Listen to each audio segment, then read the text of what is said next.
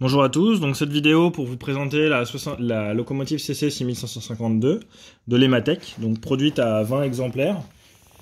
Donc comme vous avez pu le voir dans mon ancienne vidéo où on a déjà vu une Lematec 6540 qui elle était produite en 40 exemplaires, on va avoir celle-ci. Donc c'est la dernière de la série. Pour moi, parmi les CC 6500 faites par l'Ematec, c'est vraiment la plus belle au niveau du détaillage et au niveau de la qualité de comment on appelle ça, les peintures, les décorations, au niveau du ici à l'avant. Donc là voilà, vraiment c'est une très très belle machine.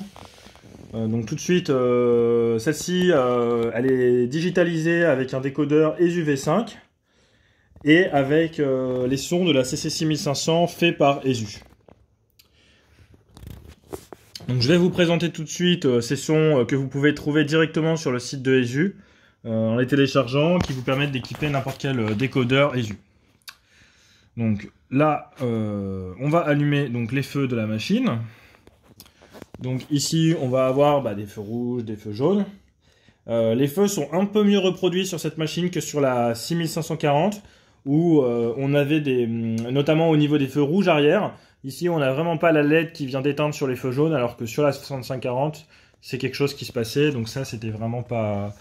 voilà, un petit défaut que moi je trouve dommage de la part d'une Lematec d'avoir des non-séparation au niveau des LED sur un modèle. Donc là, on va avoir l'éclairage cabine, voilà, donc bien entendu, qu'on va pouvoir digitaliser que d'un seul côté, puisque cet éclairage est piloté par une petite manette qui va se trouver sous la machine, où on va choisir de le mettre en position éclairage à gauche, éclairage à droite, ou pas d'éclairage du tout. Donc lorsqu'on va activer la fonction auxiliaire 1, au niveau du décodeur, ça n'allumera toujours que d'un seul côté, à moins de faire des opérations chirurgicales sur la machine, et étant donné le prix de la machine, on ne pourra pas avoir directement les deux éclairages en même temps.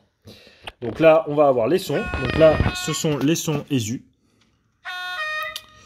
On va avoir donc le compresseur, la libération d'air, le ventilateur.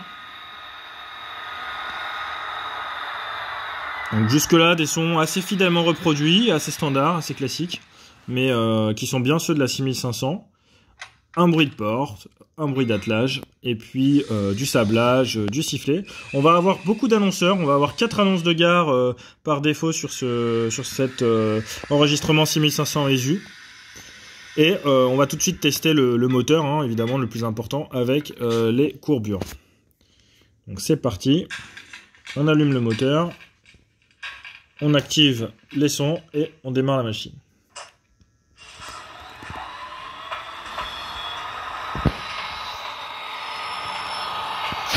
Donc un roulement vraiment exceptionnel, hein, pas un bruit. On sent qu'il y a de la puissance, donc vraiment rien à redire là-dessus.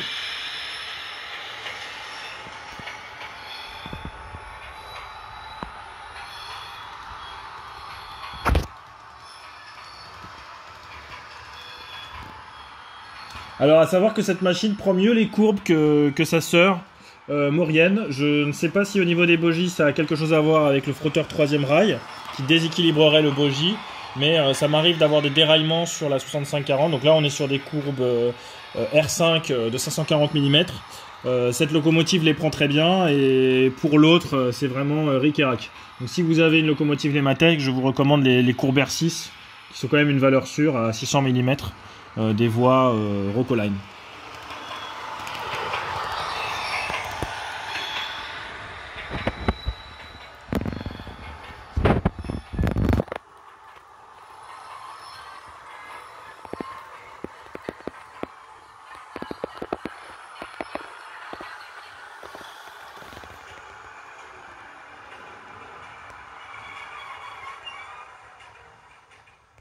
Ah, on a eu quelques petits à-coups là sur le freinage. Oh là, on a quelques à-coups, je sais.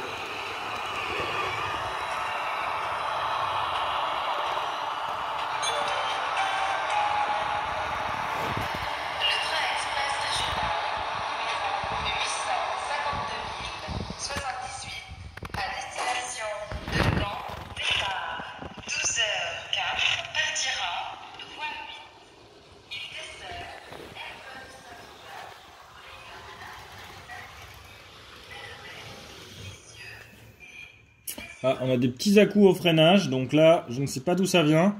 On va voir si on peut résoudre ça avec un reset du CV54.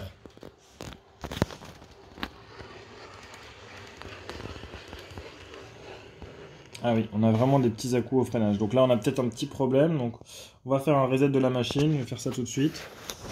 Donc, pour faire un reset, pour un ajustement des variables moteurs, donc c'est très simple. On va entrer le CV54. On va mettre la valeur à 0. On va tout simplement programmer ça. La machine répond que c'est OK. On va réactiver la machine et on va appuyer sur la fonction F1. Et là, la machine va démarrer comme une furie. Donc voilà, je vais plutôt la mettre en bout de courbe. Ouais, là, la machine va démarrer. Ouais, dès que je vais activer le moteur, je vais plutôt la tenir ici. Hop.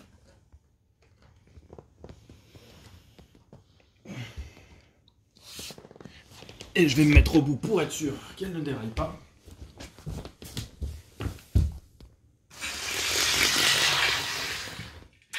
Voilà, donc là, normalement, on a ajusté les variables de configuration. On va voir si le problème persiste. Donc le décodeur s'est ajusté, normalement.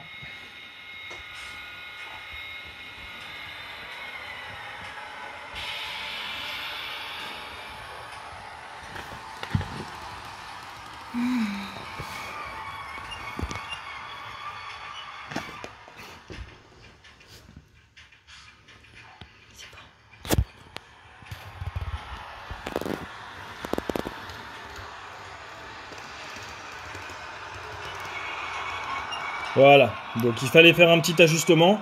Donc pour ceux qui ne connaissent pas cette manipulation, qui ont des problèmes avec leur locomotive ou des décodeurs ESU sur des petits à-coups lors des freinages ou des accélérations, effectuez cette manipulation. Donc introduire, je vais remontrer la manipulation, tout simplement, on va sur la programmation, on rentre dans la voie de programmation, on met un numéro de CV à 54 et on met une valeur du CV à 0 et on programme.